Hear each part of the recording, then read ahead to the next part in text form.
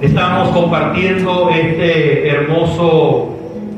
esta hermosa serie, el Efesio, el corazón del Evangelio. Amén. Bendecimos a todos los que se conectan, nos escuchan a través de YouTube, ¿verdad? Recibiendo domingo tras domingo cada mensaje. Saludamos a todos los que nos siguen en diferentes países.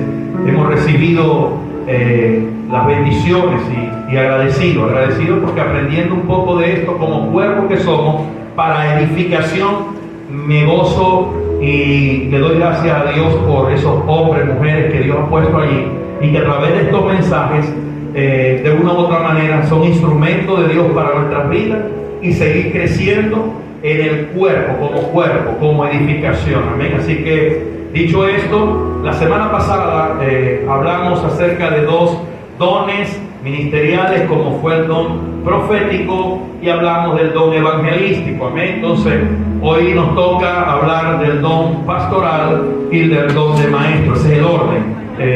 Primero constituyó, dice Efesios capítulo 4 versos 11, 12, dice: a primero fueron apóstoles, constituyó a otros profetas, evangelistas, pastores y maestros. Ese es el orden. Y desarrollamos la semana pasada el don evangelístico. Decíamos que hay unos que son evangelísticos por el don, ¿verdad? Pero hay otros que es porque hay una orden. Amén. Dios nos dio la orden de ir y predicar. Tenemos que evangelizar, tenemos que hablar las buenas noticias del Señor. Pero hay otros que tienen el don, y el que tiene el don es el que enseña, es el que capacita, es el que prepara la iglesia para la edificación, ¿verdad?, de ese cuerpo de Cristo. Entonces, dicho esto, voy a saltar el don pastoral para compartir el de maestro. ¿Por qué, pastor? Porque por el estudio y por lo que entendí, el don de maestro va muy ligado al don evangelístico y lo vamos a ver a la luz de la palabra. ¿Amén? Así que para los que anotan, vamos a hablar del de maestro. La palabra traducida como maestro en griego es didáskalo. Didáskalo, esa es la traducción, la palabra maestro traducida en el griego, didáskalo. Lo que literalmente se puede decir como el que enseña. Con el respeto que me merece, me voy a quitar un momentico el traje. Si me pueden buscar un poquito de agua, por favor, se los voy a agradecer.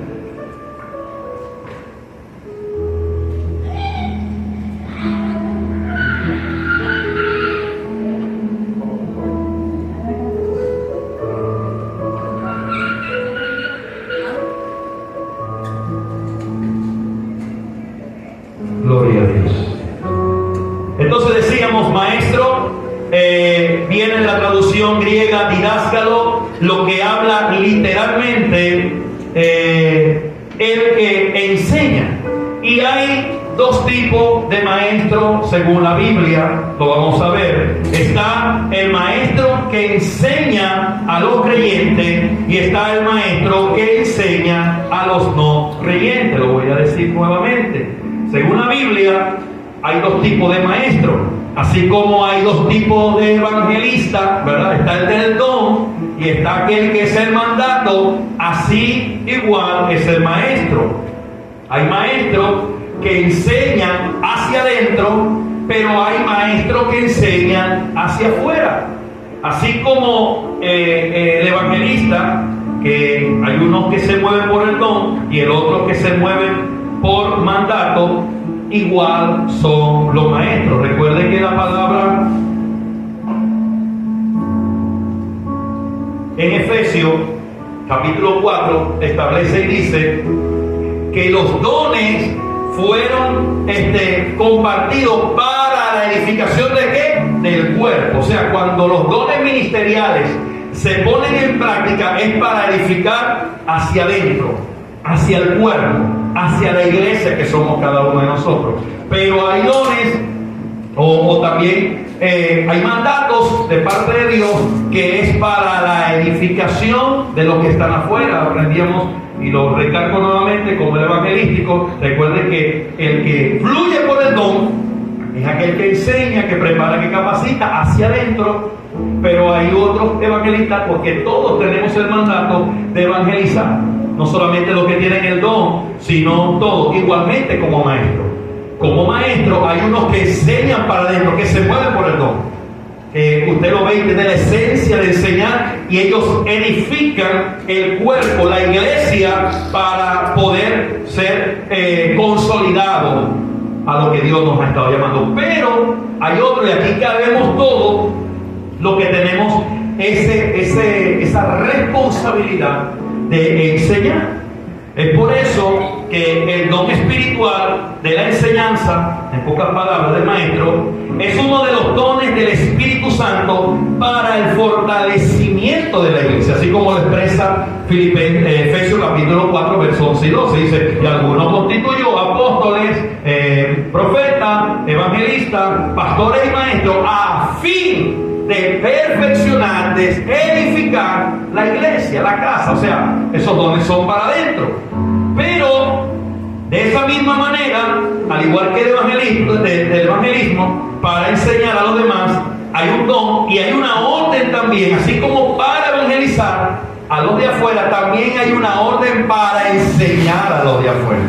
¿Dónde está esto? Aquí vamos a entrar a la palabra. Evangelio según Mateo, capítulo 28, verso 19 al 20, Reina Valera. Vamos a leerlo, a ver lo que expresa. Evangelio según Mateo, para que vamos a poder dándole enseñanza. Capítulo 28, verso 19 y verso 20. Vamos a ver, para que podamos ver que así como hay el don para la enseñanza y la edificación del cuerpo, también hay un mandato para los de afuera, que este es el otro tipo de maestro según la Biblia, el cual aquí cabemos todos. ¿Por qué? Fíjate, lo dice: por tanto, vayan y hagan discípulos, ¿verdad? Y si nos recordamos, la semana pasada decíamos que esta palabra de vayan no es ir a un lugar específico, ¿se acuerdan? Sino que la traducción es: mientras ustedes caminen, prediquen. Mientras ustedes hagan su día a día, prediquen. Igualmente,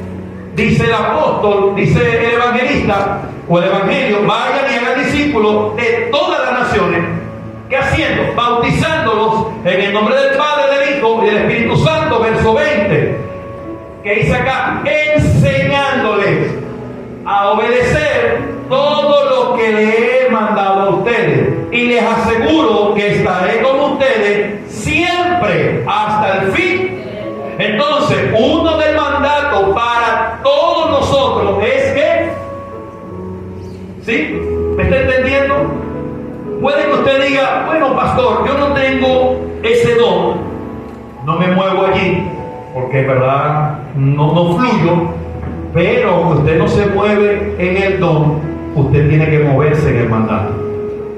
¿Ya me está entendiendo? O sea, Dios nos dio la orden a todos, así como de evangelizar, de poder enseñar. Por eso quise colocarlo, para darle la continuidad al mensaje. Las buenas enseñanzas del creyente hacia los no creyentes se asientan en el nuevo testimonio, o en el buen testimonio. Porque decía ayer al cuerpo de liderazgo en la clase: la mejor manera de usted predicar no solamente es hablando, no solamente es llevando un verso a la palabra, sino su conducta, sino la manera de cómo usted modela. La Biblia dice que nosotros somos carta abierta, que somos leídas por todo el mundo. La pregunta en esta mañana es: ¿de qué manera tú estás enseñando?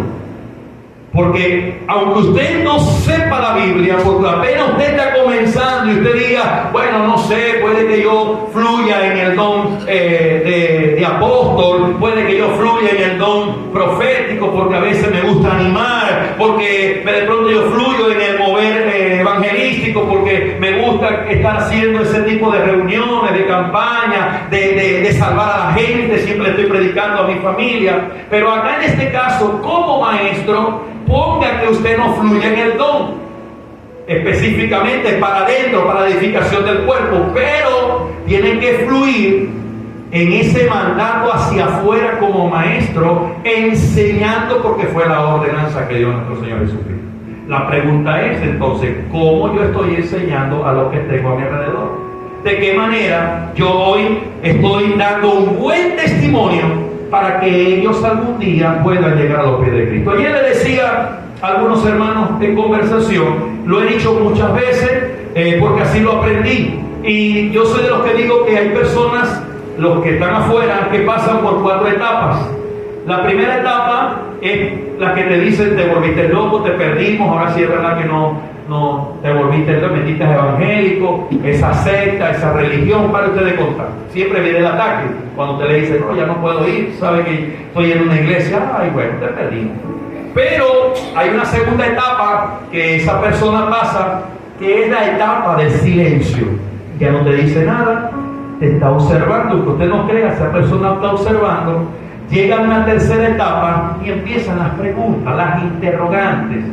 Ven acá, chicos, contame algo. ¿Por qué se caen? ¿Por qué tienen que llorar cuando... ¿Qué pasa? O sea, y empiezan las preguntas porque ellos solamente ven, no han experimentado. Y la cuarta, que es la que todos anhelamos, es cuando te dicen: de lo que tú tienes yo quiero, a donde tú vas yo quiero ir. Pero ese punto se llega es con el testimonio. Somos cartas y la gente dice: es que yo lo conocí a él, yo sé quién era él. Ayer el sábado hablaba con Tata, porque hablando con el pastor Néstor, pastor de esta casa, padre, fue uno de nuestros mentores. Ese martes llegamos tarde y le daba la noticia de la célula que estábamos abriendo y conversando un poco acerca de Tata, de Jorge. Resulta que ellos son amigos. Me dicen: no, chicos, si yo conozco a Jorge, conozco a Tata, bueno.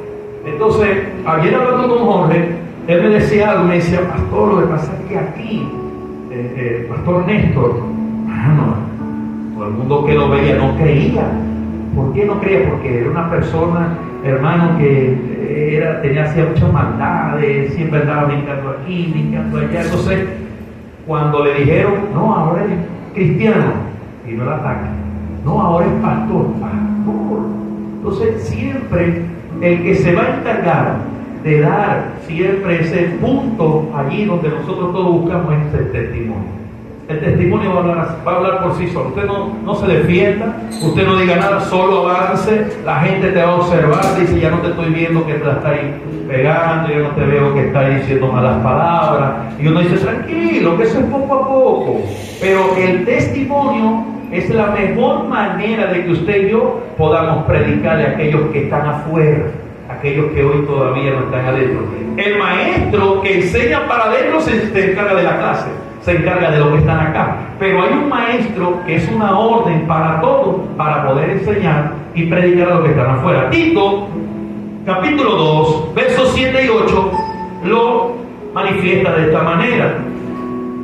La carta a Tito, escrita por el apóstol Pablo, en el capítulo 2, versos 7 y 8. Fíjese lo que Pablo le está diciendo a Tito: con tus buenas obras, dales tú mismo el ejemplo. ¿En qué? En todo. Esta palabra ejemplo habla de... Dile al que está a tu lado: testimonio. O sea, en pocas palabras, Pablo le está diciendo a Tito: con tus buenas obras, dale tú mismo el testimonio. ¿En qué? En todo. No le des testimonio en algunas cosas, en otras no, dáselo en todo. Cuando enseñes, hazlo con integridad y seriedad. Verso 8, mira el consejo de Pablo: y con un mensaje sano e intachable. Así se avergonzará cualquiera que se oponga, pues no podrá decir nada malo. Mano, encárgate de dar testimonio de una manera sana, de una manera intachable, porque de esa manera los que se oponen no van a poder decir nada, van a llegar a ese cuarto nivel que es el que yo siempre anhelo: de lo que tú tienes, dame. ¿cómo hago yo para conseguir lo que tú conseguiste? ¿Cómo hago yo? ¿Por qué? Porque bajo tu caminar predicaste sin abrir la Biblia. Predicaste sin decir un verso bíblico. No, solo por tu caminar, por tu conducta, porque conocías que eras un falto de respeto, que eras un grosero, que eras un iracundo, pero ahora el Espíritu Santo que está en ti, que mora en ti, te ha enseñado y cambiando. ¿Sí me estoy explicando? ¿Me están entendiendo? Entonces, ¿de qué manera tenemos que enseñar? Tenemos que enseñar con nuestro testimonio, tenemos que enseñar con nuestros procedimientos, tenemos que enseñar con nuestra ética, tenemos que enseñar con nuestra manera de vestir, tenemos que enseñar con nuestra manera de pensar, con nuestra manera de hablar, con nuestra manera de modelarnos. De esa manera nosotros vamos a enseñar y no vamos a necesitar tener el don, porque hay un mandato. Por eso es que, pastor, es que yo no enseño porque no tengo el don, pero tenía el mandato. El Señor dijo: ir por todos lugares y enseñar. Como maestro, predica. ¿Y de qué manera lo vas a hacer? Dando buenos testimonios. El maestro debe ser un alumno ejemplar. Primera de Tito, capítulo 1, verso 9. Capítulo 1, verso 9. Fíjense el mismo Pablo exhortando a Tito a lo que dice: debe apegarse a la palabra fiel según la enseñanza que recibió, de modo que también pueda exhortar a otros con la sana doctrina, o sea, con la sana enseñanza, y refutar a los que se opongan. Pero ¿qué tenemos que hacer? Debemos apegarnos a la palabra fiel según la enseñanza que recibimos. O sea, un maestro debe ser un buen alumno, un alumno ejemplar. Y es lo que le está diciendo Pablo. Le dice: hey, recuerda que tienes que apegarte a la palabra según la enseñanza que recibió, de modo que también puedas exhortar a otro con una buena enseñanza. Por ejemplo, ¿cómo le digo yo a mi hijo o a mi hija que no digan grosería cuando yo en mi casa estoy diciendo grosería? Parece algo como que contradictorio, ¿verdad? No, lo que pasa es que yo soy el hombre de la casa. Hermano, la mejor manera de usted predicar, de enseñar, es con sus testimonios. No, lo que pasa es que a mí me gusta que me hagan las cosas puntual, no me gusta que se tarden. Pero a la hora de que tienes una reunión, que tienes que ir al trabajo, te quedas dormido, te quedas dormida, eres impuntual, ¿de qué manera estamos enseñando? Entonces, para ser un maestro, tenemos que haber sido un buen alumno. Y vaya que Jesús lo hizo excelente. Él dice, Jesús decía: todo lo que yo veo de mi Padre es lo que yo hago. Un buen maestro porque también fue un buen alumno. La enseñanza como una forma de vida está en Hechos, capítulo 5, verso 42. Lucas, cuando escribe este libro, que todavía está abierto, no se ha cerrado todavía, yo soy de los que digo que aún usted y yo seguimos escribiendo esto, pero Lucas, en el capítulo 5, verso 42, nos habla de una enseñanza como una forma de vida. Y día tras día, en el templo y de casa en casa, no dejaban de ¿qué? El pastor dice: hoy no voy al grupo familiar.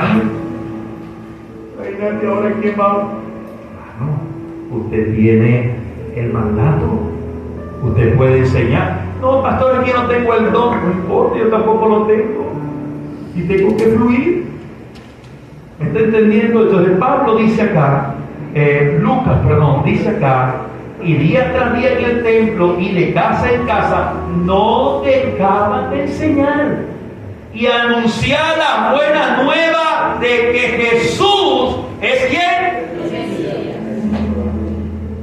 Las buenas noticias, hermanos, no podemos dejarlas de enseñar. Entonces, dicho esto, cierro acá diciendo y esperando que me hayan entendido que el maestro, ¿verdad?, no solamente es un don, sino que también es dígale que está a tu lado, un mandato.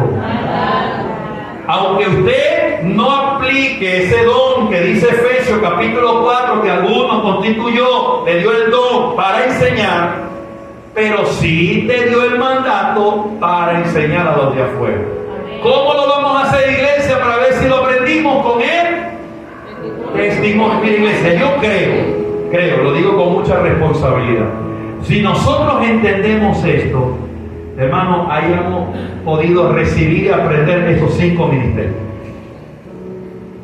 Si usted aprende esto, si usted hoy se va convencido de que usted también es un maestro, no por el don, sino porque hay un mandato, puede que también usted esté el don. Porque indiferentemente si usted está el don, igualito tiene la responsabilidad de predicar, porque el mandato es para todos. Pero si no tiene el don, no importa, tiene el mandato.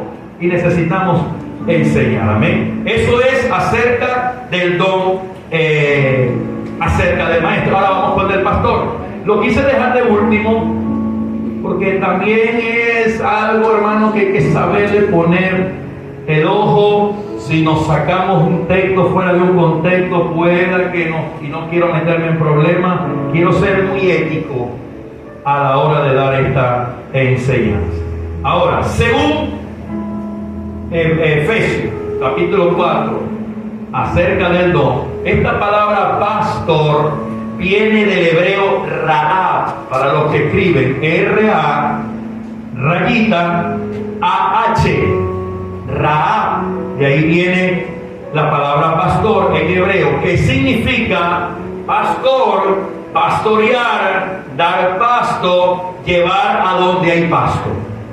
Raab en hebreo significa pastor, significa pastorear, significa dar pasto o llevar a donde hay pasto. Se tradujo en el Nuevo Testamento con el sustantivo griego poimen.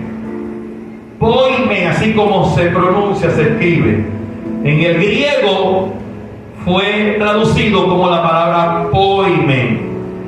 Pastor, desde la antigüedad, el pastor ha sido considerado una figura de humildad y sencillez, pero también de protección y de guía. El pastor, en el Antiguo Testamento se utiliza la palabra Ra aproximadamente 200 veces para describir los cuidados y la alimentación de las ovejas. En Génesis capítulo 29, versículo 7, vamos a leerlo. Génesis 29, 7.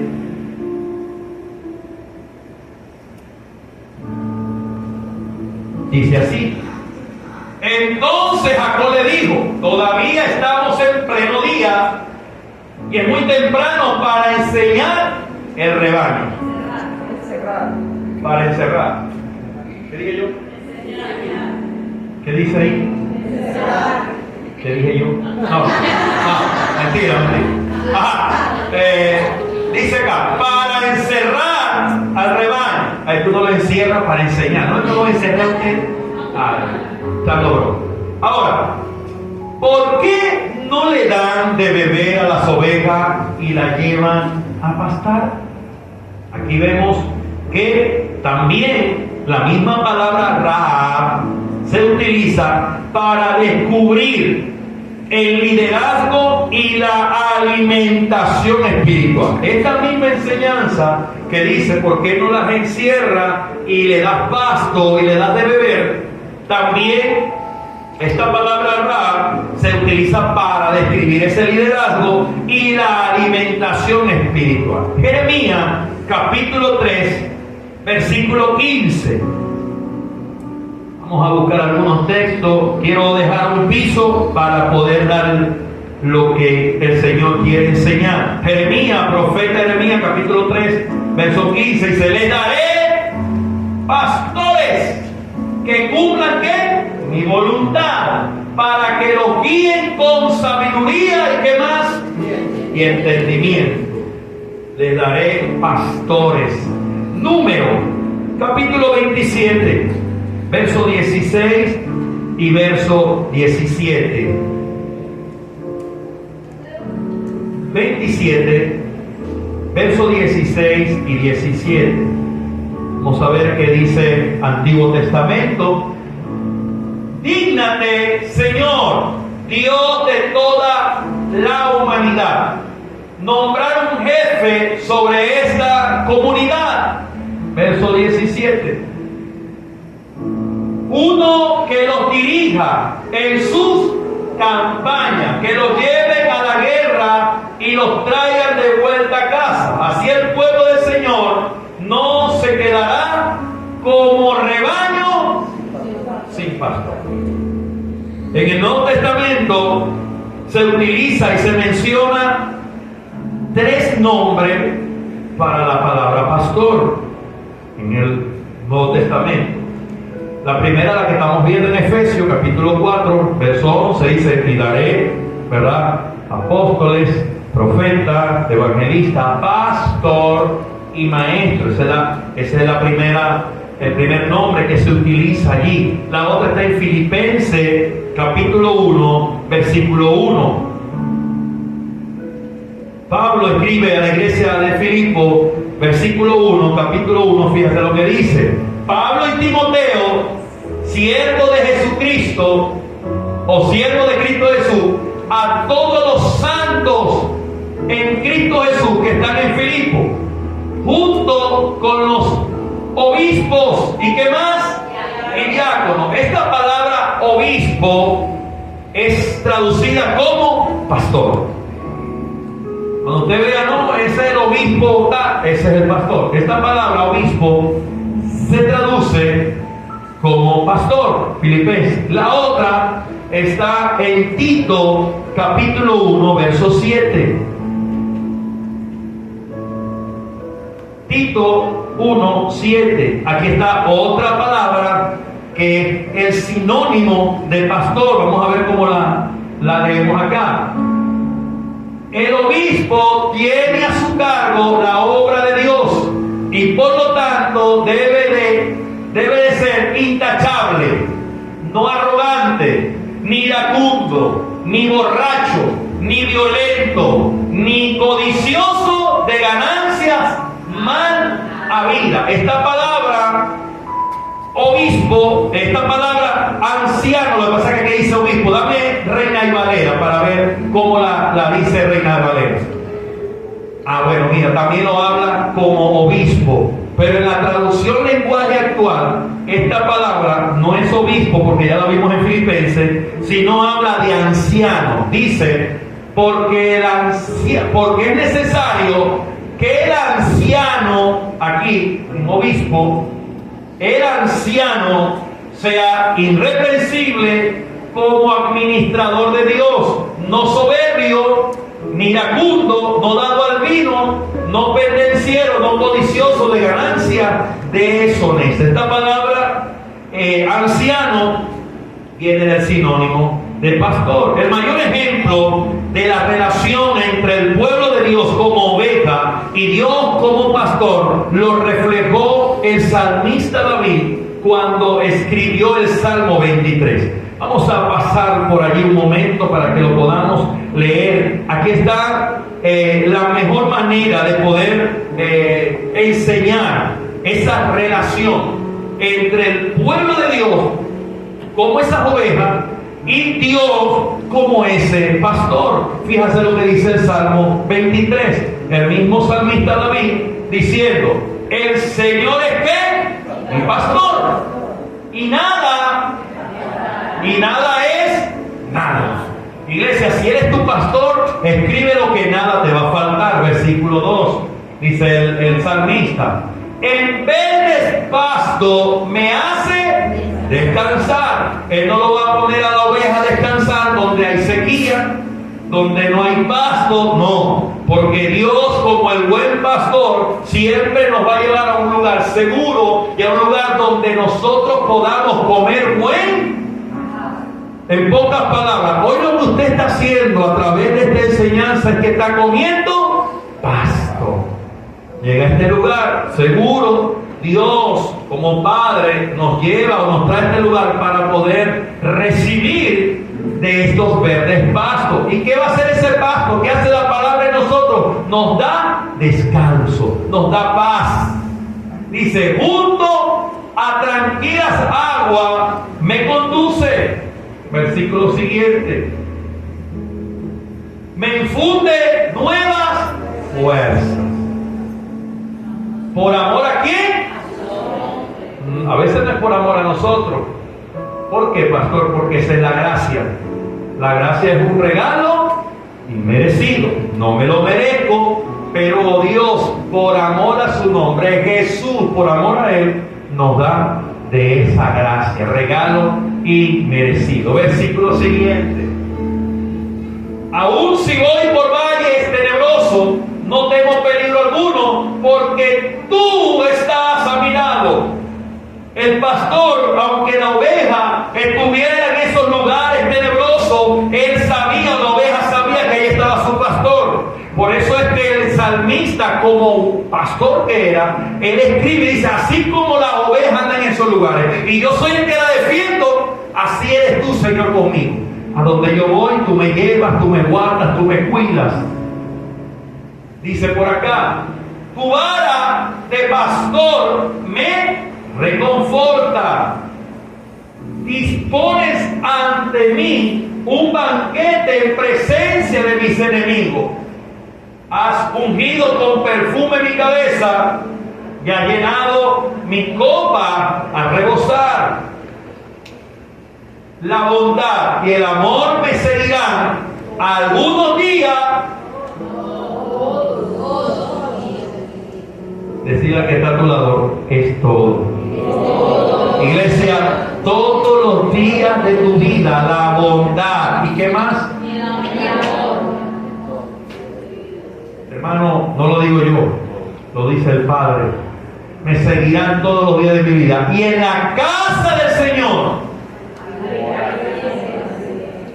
Así que, de esta manera, el salmista refleja o nos enseña a nosotros como iglesia ese pueblo que hoy somos nosotros como esa oveja y ese Padre que es nuestro Señor como ese pastor. El don de pastor y su función, según Pablo en Efesios capítulo 4, es para la edificación del cuerpo de Cristo. Por eso es que Cristo da los siguientes dones a la iglesia. O sea, los pastores tienen la responsabilidad de preparar al pueblo de Dios para que lleve a cabo la obra de Dios y edifique a la iglesia. Ese es nuestro trabajo. Como pastores, guiar al pueblo de Dios bajo el don de pastor para guiarlos a ese lugar y poderse ser establecido como cuerpo que son. El escritor del libro de los Hechos, hablándole a los pastores, lo manifiesta de esta manera. Hechos 20, versículo 28. Verso 20, versículo 28, Lucas lo establece de esta manera. Tengan cuidado de sí mismos. Hablándonos a nosotros como pastores. Tengan cuidado de sí mismos y de todo el rebaño sobre el cual el Espíritu Santo los ha puesto como obispo, o sea, como pastor, como anciano, para pastorear la iglesia de Dios, que Él adquirió con su propia. ¿De quién es la iglesia? ¿Mía o de Dios? De Dios. Hermano, la iglesia no es de nosotros. El problema de nosotros es que nos adueñamos de algo que no es nuestro. Mi trabajo, mi responsabilidad, según la exhortación del escritor, de hecho, es a guiar, a cuidarlo. Porque la Biblia establece como obispo para pastorear la iglesia de Dios. Porque él adquirió y no fue barata, fue a precio de sangre. Aquí vamos a meter un poquito profundo, pero tengo que hacerlo. Tengo que hacerlo porque necesitamos aprender un poco más. La remuneración económica de un pastor. La remuneración, para los que escriben, económica de un pastor. Timoteo, primera carta de Timoteo, capítulo 5, verso 17 y verso 18. Vamos a ver acá cómo Pablo habla acerca de la remuneración económica para el pastor. Capítulo 5, verso 17 y verso 18 de la primera carta de Timoteo. ¿No te la dan? Ahí está. Dice acá, los ancianos, ojo, esta palabra anciano decimos que es pastor, ¿verdad? Los pastores que dirigen bien los asuntos de la iglesia son dignos de doble honor, especialmente los que dedican sus esfuerzos a la predicación y a la verso 18. Pues la escritura dice: no le pongas bozal al buey que trilla, y el trabajador merece que se le pague. Pablo está diciendo a los que trabajan, a los que predican del evangelio, a los pastores, a los ancianos, necesita que como iglesia reciban esa remuneración económica. Lo dice la Biblia, no lo digo yo. Pero ahora vamos a ver el derecho a la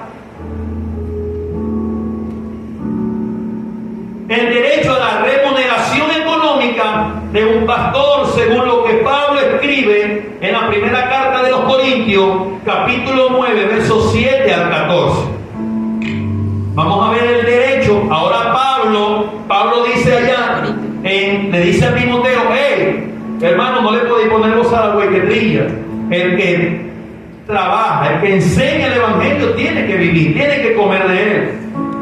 Y Pablo habla acerca del derecho y la remuneración económica sobre un pastor. Primera de Corintios 9, versos 7 al 14. La primera carta a los Corintios, en el capítulo 9, versos 7 al 14. Fíjese Pablo: ¿qué soldado presta un servicio militar pagándose sus propios gastos? Cuando usted va al servicio militar, el gobierno, el Estado, le da a usted una remuneración económica porque está prestando servicio. Para los que fueron, yo fui y a mí, hermano, me daba el Estado mi mesada todos los meses. Y Pablo está diciendo que soldado presta un servicio militar pagándose sus propios gastos. ¿Qué agricultor planta un viñedo y no come de sus uvas? Yo planté el viñedo y no la voy a probar, no voy a comer. ¿Qué pastor cuida un rebaño y no toma de la leche que ordeña? Hay una pregunta, dice Pablo, sigue leyendo verso 8. No piensen que digo esto solamente desde un punto de vista humano. ¿No lo dice también la ley? Hablando acerca del Antiguo Testamento, versículo siguiente. Porque en la ley de Moisés está escrito: no le ponga bozal al buey que trilla. ¿Acaso se preocupa Dios por los bueyes? ¿O lo dice más bien por nosotros? Por supuesto que lo dice por nosotros. Porque cuando el labrador ara y el segador trilla, deben hacerlo con la esperanza de participar de la cosecha. Ahí viene la patilla, vamos a comer patilla. Ahí viene la yuca, vamos a comer yuca. Si hemos sembrado semilla espiritual entre ustedes, ¿será mucho pedir que cosechemos de ustedes lo material? Si otros tienen derecho derecho a este asunto de parte de ustedes, ¿no lo tendremos aún más nosotros? Sin embargo, no ejercimos este derecho, sino que lo soportamos todo con tal de no crear obstáculos al Evangelio de Cristo. Y fíjense lo que viene Pablo ahora a decir. ¿No saben que los que sirven en el templo reciben sus alimentos del templo y que los que atienden el altar participan de lo que se ofrece en el altar? Versos 14 y último. Así también el Señor ha ordenado que quienes predican el Evangelio vivan de este. ¿Lo digo yo?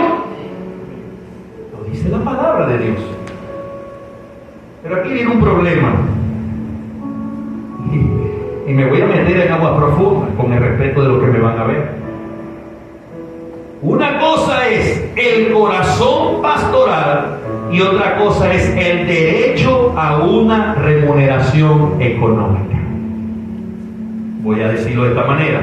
Vamos a ver el corazón pastoral versus el derecho a una remuneración económica. Primera de Corintios, capítulo 9, verso 12, lo acabamos de leer, pero vamos a darle este peso acá. Miren lo que dice Pablo. Si otros tienen derecho a este sustento de parte de ustedes, ¿no lo tendremos aún más nosotros? Sin embargo, no ejercimos este derecho, sino que lo soportamos todo con tal de no crear obstáculos al Evangelio de Cristo. ¿Por qué Pablo dice esto? Recuerde que Pablo trabajaba. Pablo hacía carpas. Y Pablo, para que no pudieran estar diciendo, ay, este se está llevando los diezmos, este se está llevando la ofrenda, él dijo, para evitar algún problema, que por ahí hay como que mucho, porque yo no sé por qué siempre ese es el punto negro de la hoja blanca. Del pastor, ya le vas a llevar los diezmos al pastor, eso que está tan gordo. Lo voy a poner aquí para que me vean. Por eso es que está tan gordo el bendito ese, porque se está comiendo todos los diezmos. Pablo, por guardar los corazones, Pablo dice, hermano, yo estoy trabajando, yo hago carpas, yo trabajo porque no quiero tener algún conflicto. Para este entonces, cuando Pablo lo escribe, hay algo que tenemos que entender, que la iglesia estaba creciendo en este momento, o en ese momento, pero ya hoy, en este tiempo, ya la iglesia está bien grandecida. Ya la iglesia creció. En este momento, cuando Pablo lo escribe, apenas estaba ese comienzo del Evangelio. Pero tenemos que tener cuidado porque hay esa lucha entre el corazón pastoral y el derecho a una remuneración económica. Fíjense acá, Juan capítulo 10, verso 12, 13. Aquí vemos a un Jesús hablando duro, hermano. Porque Jesús está hablando acerca del pastor o el cuidador contratado. El que cuida un rebaño porque está siendo contratado, o un pastor porque tiene un corazón pastoral. Juan 10, 12 al 13, fíjese lo que dice Jesús. El asalariado no es el pastor, y a él no le pertenecen las ovejas. Cuando ven que el lobo se acerca, abandona las ovejas y ¿qué hace? Es el pelero, hermano. Entonces el lobo ataca el rebaño y lo dispersa. Verso siguiente. Y ese hombre huye porque siendo asalariado no le... Ahí es lamentable. Hay iglesia, porque obviamente Jesús, ¿por qué lo enseña en este contexto? Vamos primero al contexto. Jesús lo enseña porque para ese tiempo, recuerden que habían pastores que no eran dueños del rebaño, solo eran contratados. Yo era el dueño del rebaño y decía, hermano, ven acá, te voy a contratar, cuídame estas 100 ovejas. Pero como el asalariado lo que le interesaba era cuando veía venir al lobo, ¿qué hacía? Huía, hermano, dejaba el pelea, que se las coma. ¿Y qué pasaba con las ovejas? Se dice. le interesa. El problema de un don pastoral y aquel que pastorea solo por remuneración, pasa esto, y Jesús le da duro, y Jesús exhorta a la iglesia. Y no está mal de que tú como pastor recibas tu remuneración, porque lo vimos en la palabra. El problema está cuando tú amas más eso que las ovejas. Ahí sí es verdad que nos metemos en problemas. A mí no me interesa las ovejas, mi amor. A mí lo que me interesa es su diezmo y su ofrenda. Se las come el lobo. Tenemos que tener mucho cuidado, porque hay pastores hoy en día que no tienen el don, solo están puestos porque son asalariados.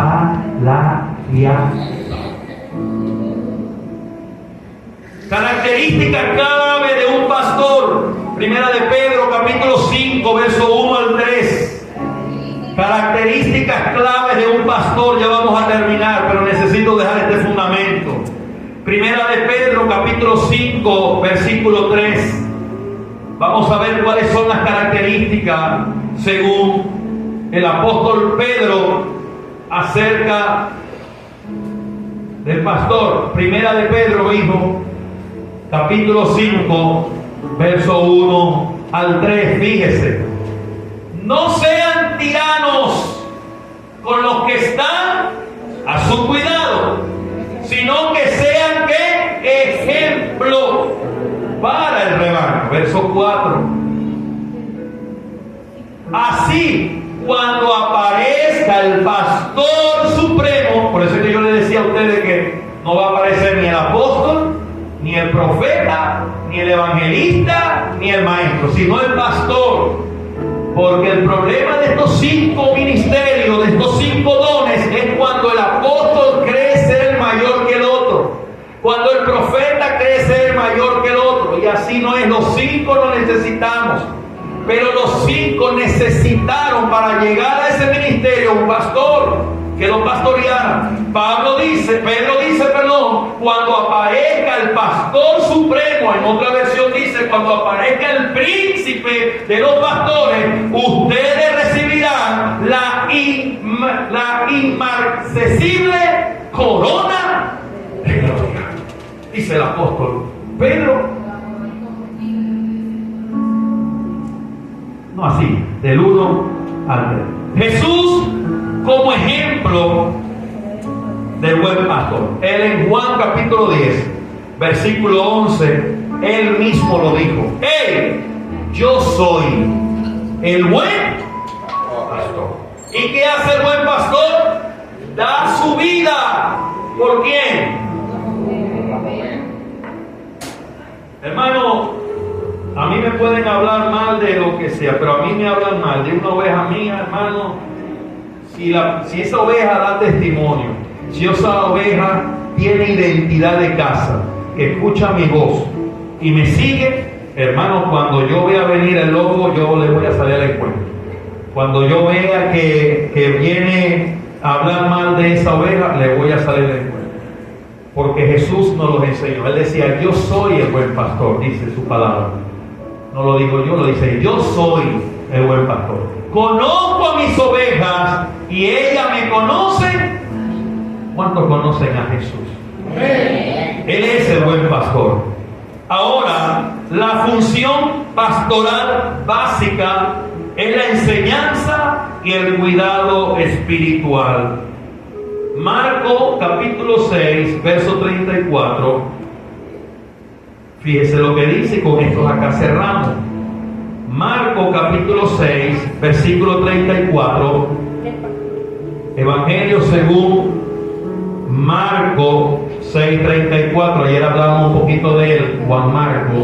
Cuando Jesús desembarcó y vio tanta gente, tuvo compasión de ellos, porque eran como ovejas sin pastor. Así que comenzó a enseñarle ¿qué?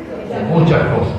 La compasión iglesia. Y el cuidado espiritual tiene que ser la función básica de un pastor, de aquel que tiene el don para pastorear. Y Hechos capítulo 20, verso 28, que ya lo leímos, pero quiero reforzarlo.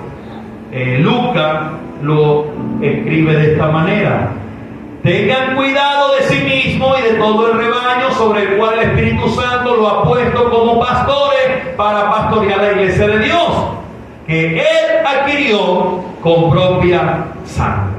Entonces, ¿qué quiero dejar plasmado bajo la enseñanza del don pastoral? Si usted hoy siente, y les dije la semana pasada, ya terminamos estos 5 ministerios o estos 5 dones, va a empezar usted a tener la curiosidad y usted va a decir: oye, ahora entiendo, en mí está este don. Y usted lo va a empezar a ejercitar según lo que el Espíritu Santo le revele y lo que papá confirme. Usted pueda establecerlo y ponerlo en funcionamiento de la iglesia para el crecimiento del pueblo. Pero tiene que entender acerca de este don que hay gente que hoy está pastoreando solamente por la remuneración o por lo que ellos reciben económicamente, y no porque tienen el don para pastorear. Y necesitamos entender que si hay algo que el Señor quiere para con los pastores, es que cuiden del rebaño, así como Él mismo nos ha cuidado, para que cuando aparezca el príncipe de los pastores, todos nosotros los que tenemos ese don podamos recibir la corona incorruptible de la vida. Quiero que te pongas sobre tus pies y dejar establecido este fundamento doctrinal, esta enseñanza acerca de los 5 ministerios. ¿Existe el pastor? Sí existe.